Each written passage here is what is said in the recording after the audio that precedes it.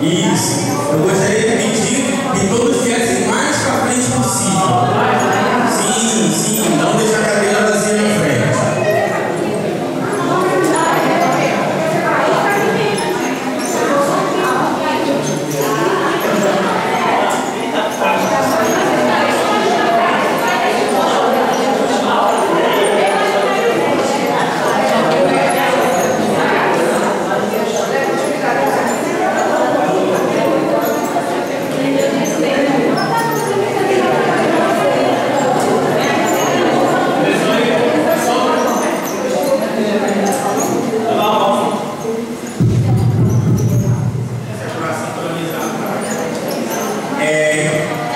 Meu nome é Jorge, sou do 17º CIL e nós vamos conversar aqui sobre a valorização da vida nas obras fundamentais. O nosso espaço aqui é um espaço dialogado, ok? Então, eu espero que vocês participem, levantem. Sim. Gente, eu peguei o material agora. Eu vou passar aqui com vocês, rapidinho para nós trabalhar, uma ficha de chamada. Quem tiver presente é só ticar do lado. E quem não estiver com o nome aqui, acrescenta, por favor, tá? Só para a gente trabalhar aí. Bom? Então, quem aqui já nunca ouviu falar na expressão obras fundamentais? Todo mundo? Que bom. Então, sem mais delongas, eu vou entrar no assunto. E aí, se alguém quiser pedir a palavra, fazer alguma colocação, é só fazer. Lembrando que essa colocação, o nosso tempo é pequeno. Então, se for para fazer intervenção, que seja sobre o assunto, ok? Então, assim, olha só, o meu vizinho, ele tinha um não sei o quê, comprou um cachorro, e aí ele foi no supermercado, aí a gente perde o rumo. Então, se for alguma dúvida sobre o assunto, a gente... Tudo bem? Então vamos lá. Como aqui não está funcionando, eu vou... Oi? Alguém falou alguma coisa? Então vamos lá. Oi? Aqui para passar. Eu vou ler memória. Acho que é. Não, só aí não tem problema não, usa aqui. Usa aqui. Só apertar alguém, cara. Não, mas eu estou aqui. Então vamos lá. Evangelho. Todo mundo fala, né? Precisamos estudar o Evangelho, pregar o Evangelho. Então vamos lá. O Evangelho é um termo com significado religioso que se refere à mensagem de salvação pregada por Jesus Cristo. A origem de Evangelho, boa nova, boa notícia. Por sua vez, a palavra Evangelho vem de Evangelho, que quer dizer boa nova ou boa notícia. Tudo bem? Evangelho significa boa notícia. Muito bem.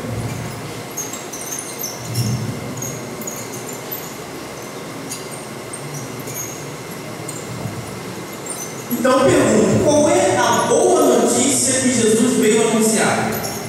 Ide pregar o Evangelho, não é isso? Ide pregar a boa notícia. Qual é a boa notícia que Jesus veio anunciar?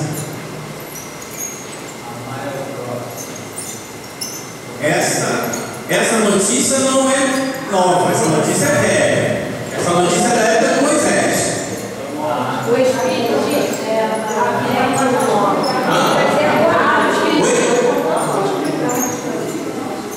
E ele disse aqui, amar o próximo como a nós mesmos. Isso aí é da época de Moisés. a nova revelação. Tem uma coisa que isso, amar ao próximo, amar a Deus com todas as coisas e amar ao próximo como a ti mesmo, é uma mensagem da primeira revelação, da época de Moisés. Tem uma coisa que Moisés não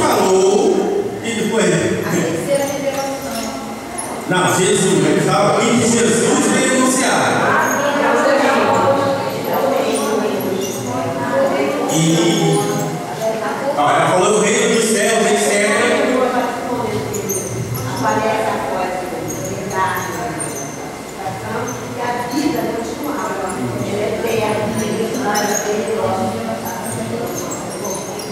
Foi o que ela falou aqui primeiro, seu nome? Ana Maria. Falar sobre a vida futura. Ele não só falou sobre a vida futura, como comprovou que ela existe, aparecendo depois da morte do seu corpo, ok? Então, evangelho é isso, é mostrar que é a vida futura. Mas eu sei o que é a vida futura. E daí? Claro que os ensinos de Jesus, todos eles, têm por objetivo nos preparar para a vida futura. Ora, o que eu vou receber nessa vida futura? Vai de acordo com a minha conduta. Aí que entra os ensinos de Jesus. Isto é, preparar você para a vida futura. Moisés não falava. Para Moisés você recebia tudo aqui. Ok? Tudo bem?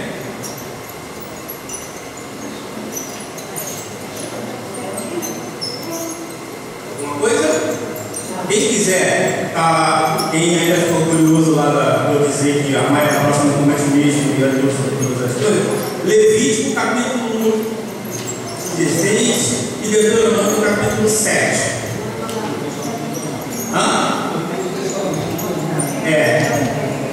É porque perguntaram a Jesus, né, qual é o maior dos mandamentos? Aí ele diz, 2 mandamentos é esse.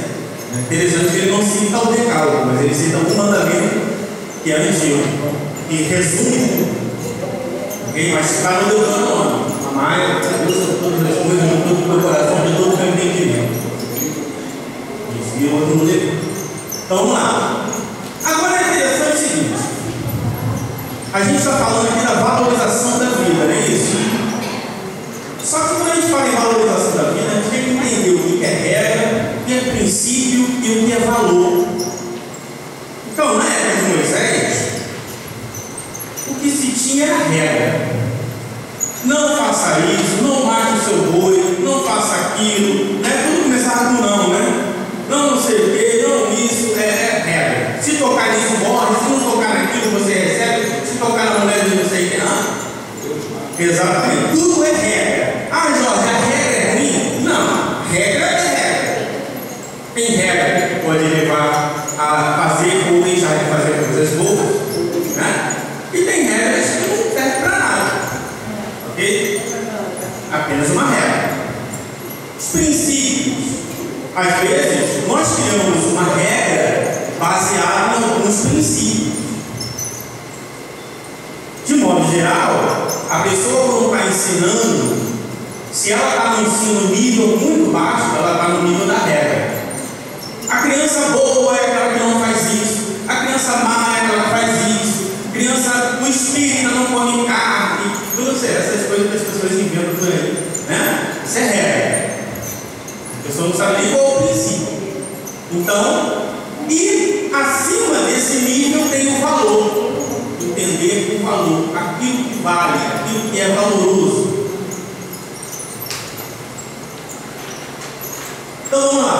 Regra é uma norma, uma fórmula que se estabelece, um princípio que orienta uma certa prática e a justifica. Certo? Uma convenção que alguém deve agir num determinado campo, ou teórico ou prático. Né? Então, exemplo. Olha, tem gente que diz, está escrito ali silêncio. Temos que fazer silêncio. Por quê? Porque o silêncio é uma prece. Será que o silêncio é uma prece? Silêncio é silêncio, silêncio não é prece, né? Agora tem que fazer silêncio. Aí a pessoa está seguindo uma regra, ela não sabe por que ela tem que fazer silêncio. Então tem uma reunião séria aqui mesmo, ela entra em silêncio. Aí no outro dia não tem nada, mas ela entra em silêncio. Por quê? Porque ali dentro tem que fazer silêncio, ela não sabe por quê. Percebe? Quem segue só a regra, às vezes acerta, às vezes erra. Então, a regra é um nível de compreensão. Às vezes não precisa nem ter compreensão nenhuma, é só seguir, certo? Depois tem outro nível. Um exemplo: não matarás. Quem não mata está fazendo uma coisa boa, não é isso? Mas é apenas uma regra. Às vezes não sabe por que não tem que matar. Ela só não mata, né? Ou não mata quando não tem alguém olhando, né? Depois, se tiver alguém olhando, não avança o sinal. Aí ela olha, não está, ela avança. Ela não entende o princípio. Para que colocar aquele sinal ali? Né? Por exemplo, o cara não, eu sigo a regra da risca. Beleza, eu não avanço o sinal. Aí ele está numa rua e botaram um sinal ali. O sinal é só para quê? Os pedestres poderem passar, ok? Só que não tem nenhum pedestre, ele está aqui. Não posso, né? Porque ele não entendeu o princípio, né? Percebe a diferença? Sim ou não? Então, não matarás é uma regra. É uma regra boa, ok? Princípio, vou pegar aqui embaixo, tá? Preceito moral, uma norma, uma ação de determinada conduta humana e a qual o indivíduo deve obedecer, quaisquer que sejam as circunstâncias. Um homem de princípio, de valores. Então, um exemplo. Olha o que o Fenelon fala. Todas as regras são civis. Oi? Desculpa, todas as regras. Me ajuda porque eu olhei isso errado, tá? Para vocês ficarem atentos. Essa é boa também, né? Essa é boa. Saiu bem. Todas as guerras são civis, porque é sempre homem contra homem que espalha o seu próprio sangue. Qual é o princípio que o Fenelon usou para essa máxima dele? Tem um princípio aí.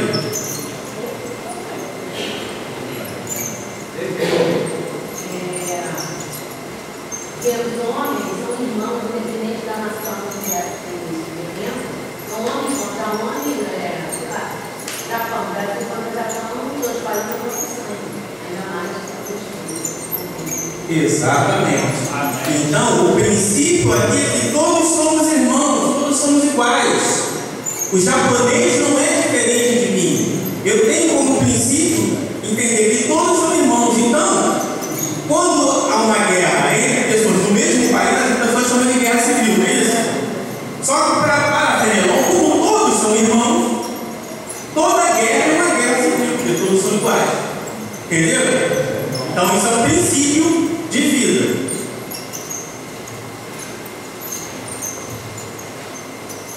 E valor. Valor que alguma coisa vale, o preço. Valor, vou pegar aqui embaixo. Um valor é sempre uma relação entre um objeto e um padrão utilizado pela consciência que avalia uma ação realizada ou a realizar. Então, está além do princípio o valor, isso é, aquilo que eu mais valorizo, independente das circunstâncias. Porque, dependendo, por exemplo, eu posso usar o princípio de que todos sejam irmãos, mas eu faço a guerra. Percebe? Eu sei que nós somos irmãos, mas infelizmente nós precisamos guerrear. Ele tem um princípio, mas outro tem valores que ele passa por cima. Então, vamos ver o que Confúcio fala. Olha lá. Matar um homem para salvar o mundo não é atuar para o bem do mundo. Imolar-se a si mesmo, eis o que é agir bem. Qual é o princípio que o Confúcio, qual é o valor que o princípio que o Confúcio está exaltando aí?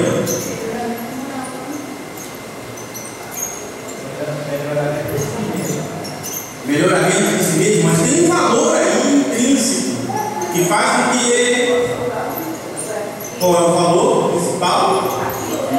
Matar um homem e matar outro. Veja, ele está dizendo que imagine o seguinte, olha só, vamos para esclarecer a situação. Imagine o seguinte: existe um homem muito mau, ele quer destruir muitas pessoas, ok? E a gente pensa, poxa, esse cara vai levar no mundo inteiro a guerra. Poxa, milhões de pessoas vão morrer. Poxa, o que é melhor que a gente fazer? Melhor que morra um do que morra milhões, não é isso? Certo? Pro Confúcio não. Sim. É o sacrifício. Eu acho que o valor é o sacrifício. É o valor, o maior bem que nós temos. A vida. O valor é a vida. Para ele, não importa quem é o ser. Não importa qual é o ser. Para ele, valoriza a vida. Todos têm direito à vida, independente das circunstâncias. Percebe? Então, se você tem por valor a vida, nunca é opção para você a morte. Em nenhuma circunstância. Mesmo que os motivos sejam até justificáveis. Ok? Um exemplo. Eu valorizo a vida. Então, olha, o país tal que invadiu o Brasil. Não, eu valorizo a vida, mas eu vou para a guerra porque eu vou defender o país. Não, se você valoriza a vida, você não vai à guerra. Porque eu nunca vou pegar em arma para matar ninguém. Ah, mas ele vai te matar, ele diz. Imolar a si mesmo, eis o que é a vida. Isso é difícil, não é? É sim. Mas aí, Jesus disse isso. Se alguém vos roubar a túnica, dê também a capa. Orai para aquele que vos persegue e calúnia. Não resistai ao mal. Certo? Tem um valor acima de todas essas coisas. O que é a morte?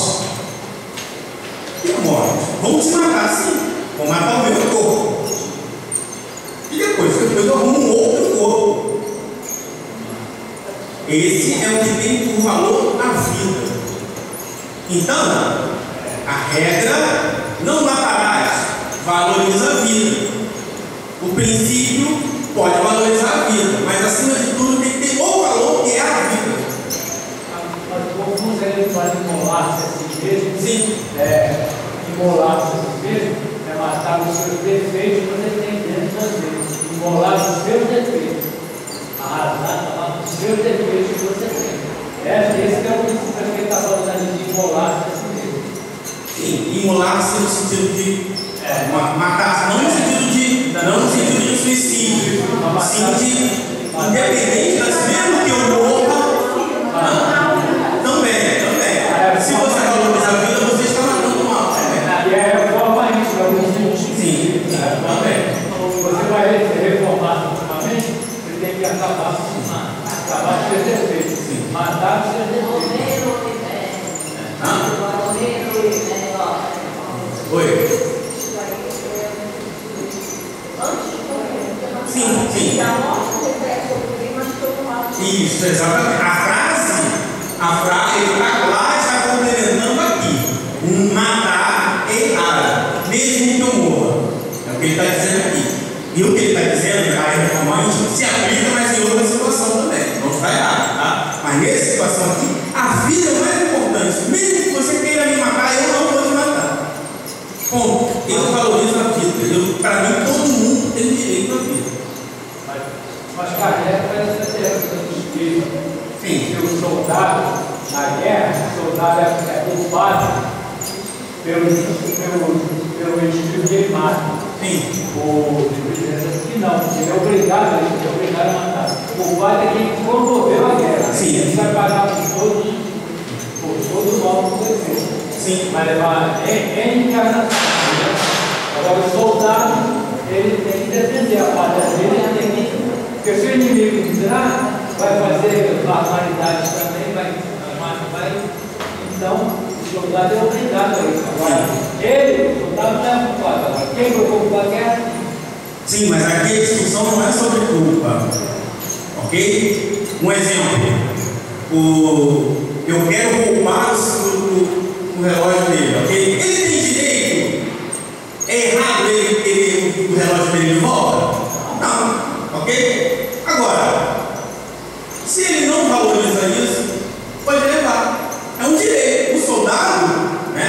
o professor Antônio Miller, lembra do falecido, ele dizia assim: um crime pode até ter atenuante, mas é sempre um crime.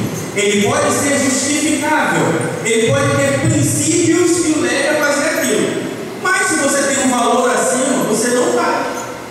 Percebe? Ah, Jorge, então se ele for à guerra, ele vai pagar no futuro? Também ele está dizendo. Não, mas só que ele ainda admite matar o seu semelhante, mesmo que justificável. Para alguns, justificável ou não, ele não vai matar. Percebe a diferença? Ok? Está acima, por isso que é o valor. Então, a autonomia moral é isso, é você fazer independente das circunstâncias, né? Está lá, o Lázaro falou sobre o dever. Poxa, você não joga lixo no chão. Não joga lixo no chão, por quê? Porque tem alguém olhando a sua vida, você está vendo fumar. E se não tiver ninguém fumando, você joga? Então, esse princípio de respeito à natureza não é um valor para você, entendeu? Porque você faz segundo as circunstâncias. Então você mata segundo as circunstâncias. Invadir o Brasil, então eu posso matar, sim. Agora, se é o teu valor, você não vai à guerra.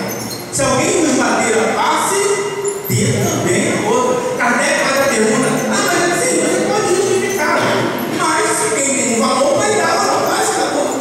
Porque para ele não vale, ele não diminui perante as circunstâncias. Ok? Ficou claro isso? Beleza. Então, para reforçar, regra,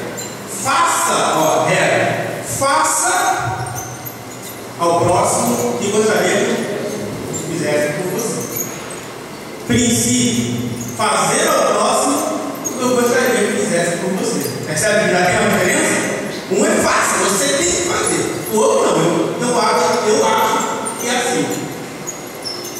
E o valor, a vida. E esse é o valor máximo. E aí, já que nós falamos que o Evangelho de Jesus tem por objetivo principal mostrar a vida futura, o Espiritismo tem por objetivo principal provar a vida futura. Jesus falou da vida futura, e o Espiritismo vem por provas irrecusáveis mostrar a vida futura. Então, o que nunca podemos abrir mão? Jesus e Kardec. E, como disse Emmanuel para Chico Xavier, se algum dia eu disser algo diferente do que disse Jesus e Kardec, fique com ele e me abandone. Então é isso. Percebe? Exatamente. Porque ele sabe que Espiritismo não é a opinião de um, é o consenso de todos. Essa é a grande diferença. Opinião todos têm. Kardec censurou opiniões de Lamennais, de Lázaro, de São Luís. Não, isso é só sua opinião, não é doutrina. E aí, já que nós falamos de obras fundamentais, quais são as obras fundamentais da doutrina espírita? Quantas são? Ó, tem um pessoal aí que já está esperto.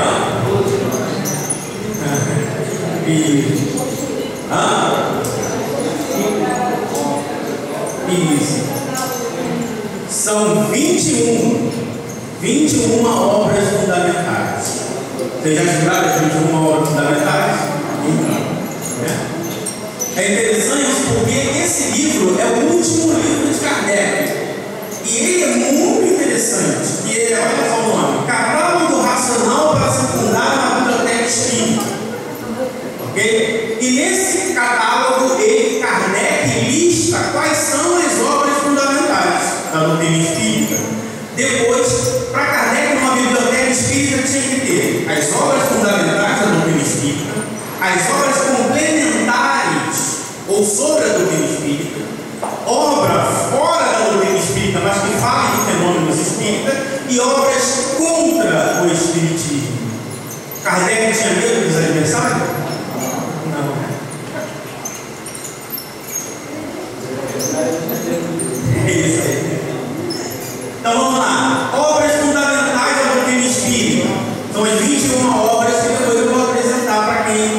conhecem.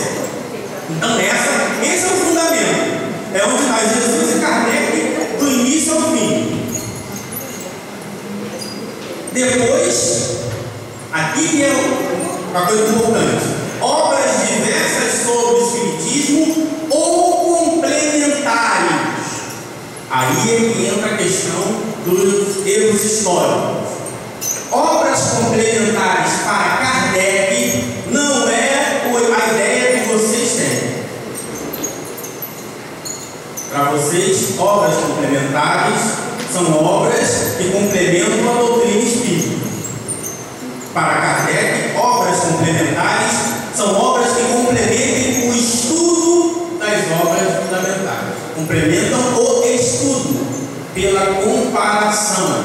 Eu leio aqui, está de acordo? Eu leio aqui, está de acordo? Eu leio aqui, está de acordo? Sim ou não? E para Kardec, pasmem, obras complementares não são só as obras que estão de acordo.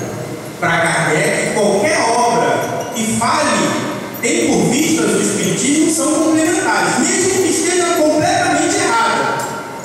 Por quê? Por quê? Vocês acham? Exatamente. Depois vocês podem baixar pela internet, pode comprar lá no CS esse catálogo. Kardec lista um montão de obras complementares. Tem uma lá do Médium Rose. O Médium Rose recebia mensagens de São Luís, Vicente de Paulo, Fenelon, o Espírito de Verdade. E o Kardec, e ele lançou um livro lá, Revelações sobre o Mundo dos Espíritos. Kardec pegou o livro, fez uma análise e colocou no catálogo. Só que ele fez uma nota assim: obras teogônicas e cosmogônicas com ensinamentos contrários à doutrina espírita, que o Espiritismo não pode aceitar. Mas para Kardec é complementar. Sabe por quê? Porque você tem que ir lá, ler essa obra, ver o que está de acordo e ver o que não está de acordo e tomar a sua decisão. Então ela está complementando o teu estudo da doutrina. Exatamente. Porque seria isso, não tem que raciocinado. Alguém diz que você não tem que ler. Kardec diz, lá no livro dos médiuns: aquele que quer tudo saber, deve tudo ler. Ok? Então, obra complementar para Kardec é nesse sentido, complemento o estudo. Ah, sai um livro sobre anjos, não sei o que, eu vou lá ler. Ah, isso aqui não está de acordo, porque anjos, segundo a doutrina, é isso. Isso aqui está de acordo, esse aqui, bom. Exatamente. Se você não sabe e não estudou a obra fundamental, você vai confundir. Esse é o grande problema do movimento espírita. Você deu o verdadeiro estudar, pode ter qualquer obra. Você tem condições de raciocinar, analisar, tem conhecimentos fundamentais que não estão no Pentateuco. Se você não tivesse lido, algumas ideias você poderia formar equivocadamente. Mas vamos chegar lá. Depois, obras fora, qualquer obra. Uma obra que falou um espírito que apareceu na vida de você, você pode ler e falar: aqui tem um princípio de espírito. Poderia estar na obra. Ok? Tem vários romances, etc. Não tem problema. E por final, obras contra. Porque também são essas que vão te ajudar a afirmar a sua fé. Ah, não leia falando de tal, porque ele é um materialista. Poxa, se ele é um materialista e vai tirar a sua fé, então alguma coisa está errada. Para mim, então, é mais fácil ainda. Não tem argumento de materialista que vai me fazer deixar de ver espírito. Né? Ele vai dizer que não, mas não existe. O governo está falando comigo. Né? Ele pode criar aquelas teorias para dizer que aquilo não existe, mas eu não vou dizer que não existe. Né? Então, as provas irrecusáveis que a comunicação espírita traz ajudam nesse ponto. Então, vamos ler assim os argumentos dos materialistas e vamos firmar nossa fé. Aí a nossa fé vai ser inabalável. Condição de fé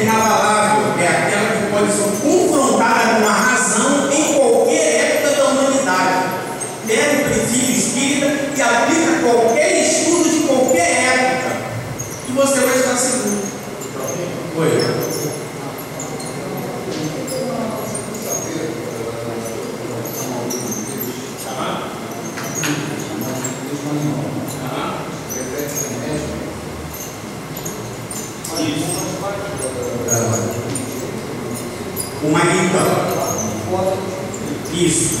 Magnetismo está fora do espiritismo, porque o magnetismo era uma técnica usada por algumas pessoas. Muitas delas viraram espírito.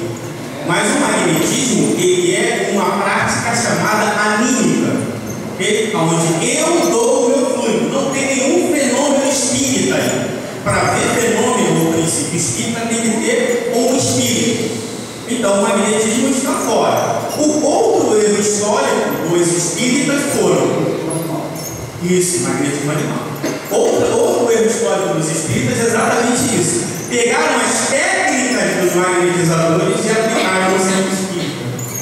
O Kardec evoca o Mesmer na Revista Espírita de 1864. Por isso que eu estou falando. Se você não leu lá, você não ia saber disso. O Mesmer Kardec evoca o Mesmer. E o Mesmer fala assim: olha só que coisa interessante, eu fico até arrepiado. Os magnetizadores curam em fazer passes e se esgotam. O médium curador cura pela simples imposição de mãos. Percebe? O médium não é qualquer um, é o médium. Então ele está dizendo, aquelas técnicas todas que a gente usava era interessante, mas porque a gente era magnetizador. Os espíritas não precisam, porque eles vão doar os fluidos e o espírito vai atuar e vai se duplicar e vai aplicar aqui. Mas quem não leu isso, e muita gente fez isso, foram, como é que a gente aplica o passo? Vamos estudar quem? Os magnetizadores, e foram lá e criaram essas técnicas. Agora, é errado? Não, vou dizer que é errado, esse é o nosso problema. Olha só, você está com fome. Chega em casa, dê 4 voltas em torno da mesa e come 5 bananas. Ok? Vai matar a fome? Não? Vai. Comeu uma banana. Matar a fome, percebe? Ele comeu 5 bananas para matar a fome. Agora, e se ele não desse as 7 voltas? Ia matar a fome? Ia. Percebe? Então, o que cura é o fluido. Agora, se você faz um gesto, desde que o fluido chega na pessoa, vai parar. É o que o médico está falando.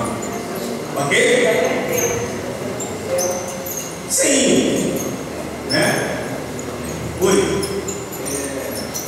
Se você está falando com relação às obras para o espiritismo, né, contra o espiritismo, é interessante, porque o próprio Kardec colocou, né, que o espiritismo não é uma religião do futuro, mas é o futuro das religiões. E outra, dentro desse aspecto, religião, ciência e filosofia, os próprios princípios doutrinários, eles estão dentro de qualquer tipo de situação, de seita, de pensamento. Então, se eu amanhã posso ser católico, protestante, evangélico, e ter um conhecimento complementar da doutrina, é isso que Kardec não fez a doutrina somente para os espíritas, ele fez para todos. Né? Então todos vão ter acesso, todos vão ter conhecimento, e é isso que faz do espiritismo a terceira revelação, é isso que faz do espiritismo um consolador prometido. Da mesma forma que também aquela senhora que usa o galinho de arruda para passar nas pessoas, ela que cura a mesma coisa. O galinho é apenas um acessório, mas ela tem o poder de cura está dentro, tendo servidor com o espírito de ajuda, porque não é o dele, ok? Então, sim, sendo espírito ou não, pode ser um pastor que esteja ou não. Então, as obras, por isso que o Kardec diz: estude. Se ele fosse sistemático, não estude, mas isso está ultrapassado. Não, estude, vê lá. Tem coisas que eles falaram que são legais também. Estude. Você já entendeu o fenômeno? Mas eu gosto de pular 7 dias no. Tá bom, ué. Eu gosto de ver, né? Pule. Você tem tempo para pular? Não pula, eu quero ver dia, pule. Né? Porque a gente fica assim, não, você é espírita, não pode mais fazer isso, olha a regra. Olha a regra. Você não pode, o espírita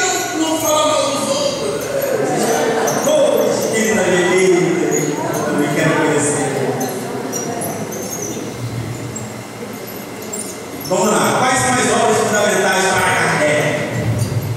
O Livro dos Espíritos, a Kardec diz lá, o contendo dos princípios da doutrina espírita. O Livro dos Médiuns, Guia dos Médiuns e dos Evocadores, contendo a teoria de todos os gêneros de manifestação. O Evangelho segundo o Espiritismo, a parte moral, contendo as explicações das máximas do Cristo e sua aplicação e sua concordância com o Espiritismo. Por isso que é segundo o Espiritismo. O céu e o inferno, a justiça divina segundo o Espiritismo. O milagre, a gênese segundo o Espiritismo. O que é o Espiritismo na sua expressão mais simples. O resumo da lei dos fenômenos espíritas. A viagem do espírita e a revista espírita. Como a revista espírita são 12 volumes, né? Só aí já dá 21. Percebe? Claro que tem outros ali que ele coloca, mas que foram inseridos. Então, exemplo, o caráter da revelação espírita está na Gênesis, a prece está no Evangelho. Então, se alguém for um pouquinho mais rigoroso, pode ser 23, pode ser, tá, mas a ideia são esses primeiros, essas são as obras fundamentais. Oi? Obras póstumas não é uma obra fundamental porque não foi uma obra publicada por Kardec, foram escritas. Então tem coisas ali que ele poderia aprovar ou não. Imagina que você está escrevendo várias coisas, mas tem coisa que nunca vou escrever. Só que você morre, alguém pega, percebe? Essa é a diferença. Tem coisas lá maravilhosas, aquela parte pessoal de Kardec, das revelações. Leio aquilo aqui, mas tem coisas ali que você pode censurar, percebe? Oi. Uma obra póstuma foi escrita depois de Kardec. Eu comparo uma menina assim, uma excelente costureira. Ela fez vários vestidos e tal. Ela faleceu. Aí eles estão limpando lá em casa. Aí outras pessoas que não eram tão costureiras como ela, fizeram os vestidos da coisa, mas não saiu igual àquela que era a costureira. Entendeu? Obras póstumas não saiu. É uma boa obra, mas não saiu igual a Kardec. Perfeito. Uma boa comparação? Ótima comparação. Se me permite, dependendo, vou até usar também. Posso usar? Pode. Está sempre aprendendo. Não precisa nem assinar aqui. Então, pode processar, não, né? Não. Então, está lá no catálogo racional. Reflexões importantes. Obras básicas. Obra básica está na base. Se tratando de espiritismo, devemos lembrar que base vem de vacilar e não de rudimentar. Cuidado. Não, primeiro você lê as obras básicas, depois você vai ler coisas mais fortes. Cuidado, não é isso que está falando. É base de base, fundamento, ok? Obras fundamentais. O termo usado por Kardec, que aponta o seu caráter. As obras que servem de fundamento, sobre o qual toda informação deve ser testada. O Espírito de Verdade diz que as obras fundamentais é a pedra de toque, onde você toca e tudo soluciona. Está de acordo? Não está de acordo, ok? Pentateuco, uma tentativa de comparar as obras de Kardec com as obras atribuídas a Moisés. Foram em desacordo com o pensamento de Kardec. Kardec nunca usou a expressão Pentateuco. Okay? É um termo usado pelo movimento espírita que eu já pesquisei e ninguém sabe responder quem inventou. Obras subsidiárias, obras que dão subsídio ao espiritismo. Os subsídios da doutrina espírita estão quase totalmente nas obras fundamentais. E os conceitos espíritas não são conceitos usuais, isto é, conceitos de dicionário. Eles se explicam nas obras fundamentais. Como em filosofia, alguns conceitos têm significados diferentes. Devemos entender os conceitos espíritas explicados nas obras fundamentais da doutrina espírita. Então, o conceito que está na obra espírita, ele é um conceito da doutrina espírita. Um exemplo, homem de bem. Pergunta, o que é um homem de bem?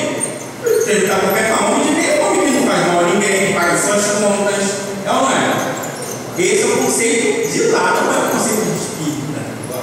Kardec pergunta: homem de bem é aquele que cumpre a lei de justiça, de amor e de caridade na sua maior pureza. É bem diferente.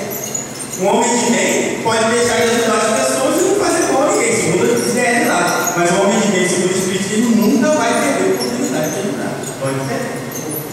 Sim.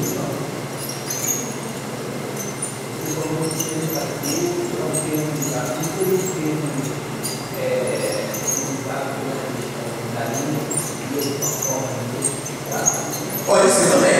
Pode, porque as pessoas achavam que eram 5 pena pode ser também.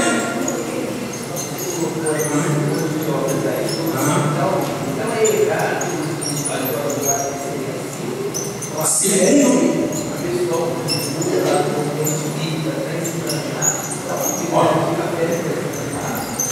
a informação que a gente dá lá da fé, boa pergunta, olha só. A questão é errado. Eu já abandonei essa questão de errado. Sempre, qualquer conhecimento, alguém me pergunta, Jorge, isso é errado? Eu falo assim, ó, eu não sei o que é certo e o que é errado. Eu sei o que é doutrinário e o que não é doutrinário. Ok? Então, por lá vocês não tinham errado? Não. Né? Percebe? Então, olha só. Jorge, por que cada gás d'água você começou com esse papo de 21? Ok? Isso é uma boa pergunta também, né? Ora, por que eu falei 21? Porque quem falou que são 21 foi Allan Kardec.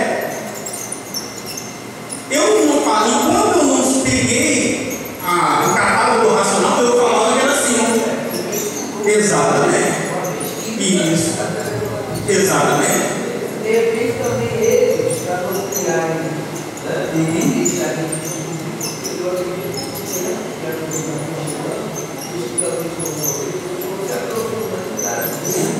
não te dizendo, não, corroborando com aquilo que Kardec. Exatamente. Então eu faço assim, eu vou buscando. Peraí, se o Kardec usou ele fez um catálogo onde ele fez questão de separar as obras fundamentais das outras e disse quais são. Aí eu vou usar a frase de Emmanuel.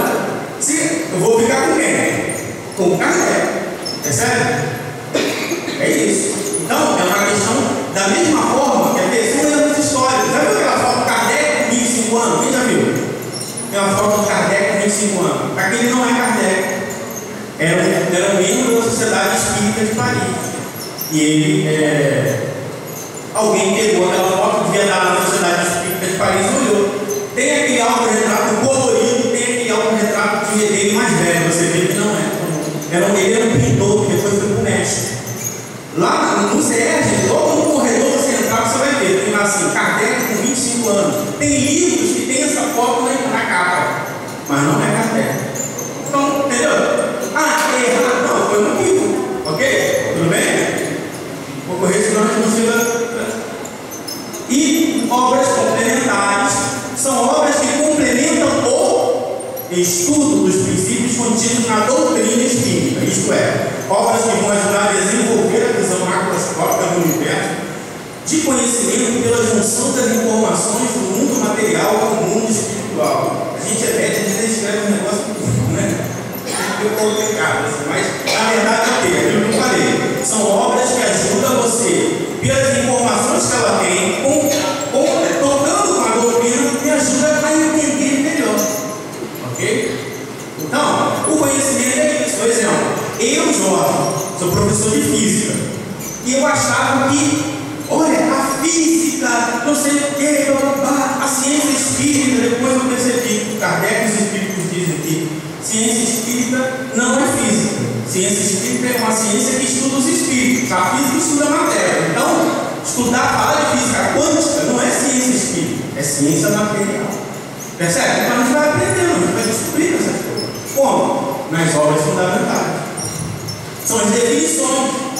Porque às vezes a pessoa fala, mas eu tenho que aprender cosmologia. Não, não é aprender cosmologia. Você precisa aprender como é que os espíritos se manifestam, qual é o nível evolutivo dele, qual é a mensagem, como aplica aquilo na minha vida. Bom, para isso você está dentro da ciência espírita. Não é mais confortador? Claro, porque os espíritos superiores são simples. O que complica não vem do superior. Eles vêm para simplificar. Explicam melhor e mais simples. Então, obras básicas, fundamentais,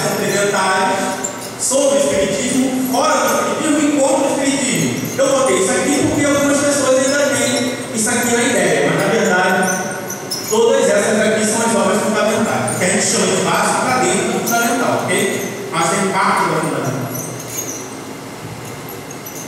E aí vamos então agora entrar onde essas obras auxiliam no valor da vida.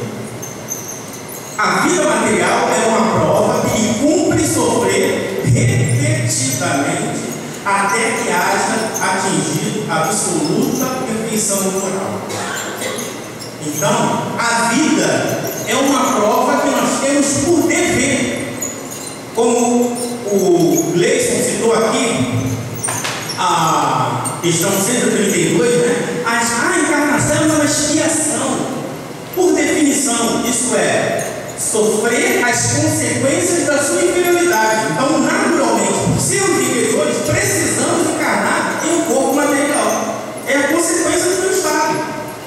Não expiação no sentido de erro do passado, e sim de condição do meu encontro.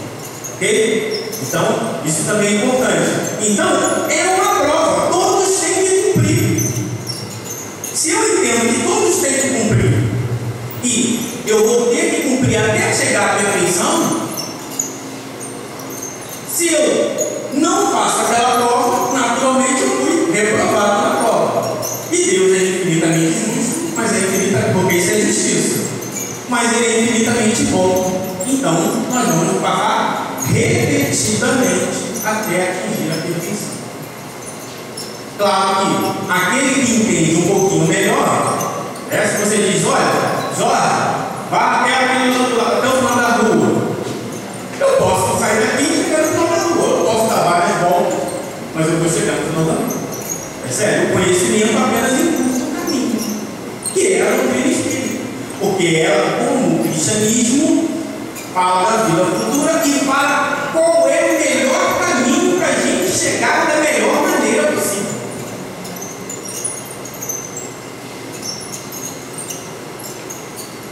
O desespero é natural para aquele que crê que tudo acaba com a vida do corpo. É um contrassenso para aquele que tem fé no futuro. Então, a fé no futuro que o Espiritismo vem mostrar, porque a fé é a certeza no futuro. Olha, o meu pai que estava aqui, o corpo dele morreu, mas ele está agora me mostrando que ele continua. E eu vou para lá também. Então, qualquer desespero em termos de tentar fugir das minhas provas vai ser um contrassenso à medida que eu entendo que, independente de qualquer coisa, eu vou chegar lá. Sim ou não? Deu para entender? Então, conforme nós vamos entendendo as leis naturais, mais valor eu vou dando à vida, mais valor eu vou dando à prova. Quem quiser falar, tá? Eu estou falando muito aqui, vocês podem não ficar também. Olha aqui, mensagem linda. Uma das mensagens mais lindas que tem.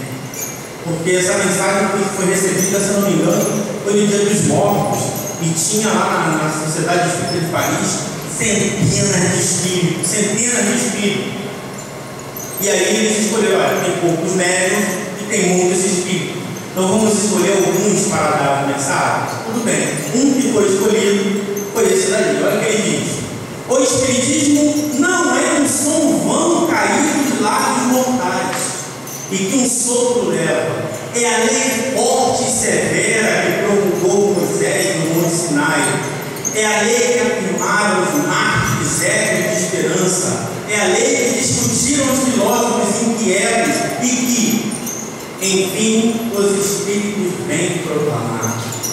Que coisa linda, isso é. Como foi falado pelo François de Sales, o Espiritismo existe desde todo sempre.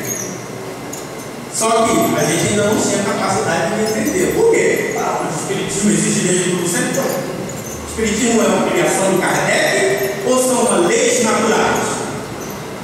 Leis naturais existem desde todo sempre. Foi esse cara aí, quem conhece? Parece que está vendo. João Evangelista. Foi um dos escolhidos assim, Vamos escolher alguns aqui para falar? Hã? Só estava essa galera lá. Oi? Quer tirar foto? Não, quem quiser, eu mando por e-mail, não tem problema não.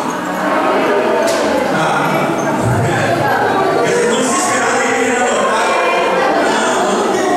Olha, assim, toda pesquisa, todo trabalho que eu faço, a gente filma. Eu sou assim. Também tem um lado ruim e um lado bom. O lado ruim é que as besteiras que eu falo, fica registrado. Eu já falei besteiras e besteiras. Ainda bem que não tem nada. Então, hoje em dia, praticamente, eu repeti o que os outros falavam. E agora não, quem fala, eu vou lá, quando eu fico assim. Então, mas a gente filma, bota no YouTube, aí. Como diz, como perguntar para a Kardec, vocês querem, tá, Jesus, querem me prender por quê? Tudo que eu falo, falei abertamente, falou, segredo. É isso? Mas fala abertamente. Ou a história, outro, que estava lá naquela reunião também. O espiritismo é o cristianismo da idade moderna. Ele deve restituir as tradições do seu sentido espiritualista. Então, o espiritismo é a boa nova de Jesus. É o mesmo DNA, é a mesma coisa. Percebe? Então, a mesma boa notícia que nós recebíamos lá e a gente não estava tão preparado assim, ela foi acrescentada de informações que a gente recebendo aqui e a gente dá até né? Mas vamos embora, eles vão acrescentando. Olha lá, Kardec. O espiritismo não tem nacionalidade e não faz parte de nenhum grupo existente, nenhuma classe social que impõe, visto que qualquer pessoa pode receber instruções de seus parentes e amigos de além. Cumpre ser assim para que ele possa conduzir todos os homens à fraternidade, se não se mantivesse em terreno neutro. Alimentaria as dissensões em vez de apaziguá-las. O espiritismo, interessante, o espiritismo, o projeto inicial do espiritismo, ele veio para influenciar as religiões.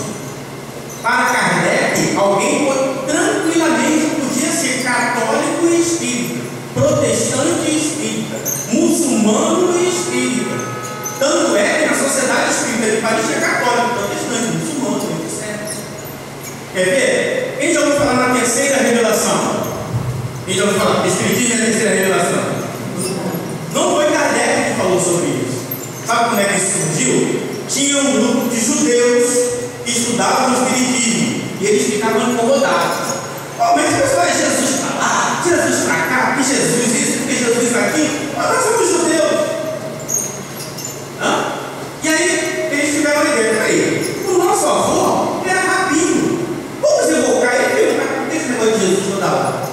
E aí o Espírito vem e diz: aquele povo sempre selvagem, não sei o que, símbolo, lembra disso? Fala no Evangelho. E aí ele vem e diz: é a primeira revelação, o cristianismo, a segunda revelação, e o espiritismo é a terceira revelação. O Espírito, que foi um judeu, que era chamado Marmochet, ele disse, falou sobre isso. Nem isso só da cabeça de Kardec. Kardec bota ele lá como um espírita israelita em pegar o evangelho do espiritismo, mas com esse espírito que trouxe essa informação. Então, foi. Olha só, que eles fizeram uma coisa lá no café de casa, mas eu só que o café está toda avançada, aqueles que não procedem, não vão usar açúcar para você, eles fazem um especial, tá? Então, a ideia era proclamar e intensificar a fraternidade universal, trazendo um valor maior à vida e o amor ao próximo, mostrando que tudo que a gente faz tem consequência, provando, porque aquele teu parente fala: olha, eu estou aqui sofrendo, por quê? Porque eu era rabugento, isso não me fez bem. Mostra para ele, não é você chegar e ter uma regra, você tem que ser bom, você tem que ser humilde. Ele mostra: olha, por quê? Eu não era humilde, aconteceu isso. Não tem mal. Eu posso sim, posso. Então é o seguinte, eu sou um cara muito empolgado. Nós vamos parar 5 minutinhos para tomar um cafezinho e depois a gente volta, ok? Ô, Hã? tomar um café, eu tenho que fazer essa. Não, isso é